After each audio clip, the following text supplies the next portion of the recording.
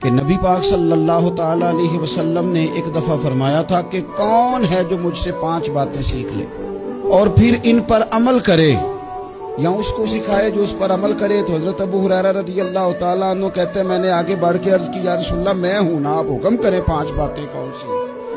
اللہ کے پیارے رسول صلی اللہ تعالیٰ علیہ وسلم نے فرمایا اللہ تعالیٰ کی حرام کردہ چیزوں سے بچ جاؤ، سب سے بڑے عبادت گزار بن جاؤ۔ پھر نبی پاک صلی اللہ تعالیٰ علیہ وسلم نے دوسری بات ارشاد فرمائی، فرمایا اللہ تعالیٰ کی تقسیم پہ راضی ہو جاؤ، سب سے بڑے غنی بن جاؤ گے۔ پھر حضور نے تیسری بات ارشاد فرمائی، فرمایا اپنے پڑوسی سے حسن سلوک کرو، مومن بن جاؤ گے۔ چوتھی بات ارشاد فرمائی، فرمایا لوگوں کے لیے بھی وہی پسند کرو جو اپنے لیے پسند کرتے ہو تو بہترین مسلمان بن جاؤ گے۔ پھر حضور سید عالم صلی اللہ تعالیٰ علیہ وسلم نے 5ویں اور آخری بات ارشاد فرمائی، فرمایا زیادہ ہنسا نہ کرو،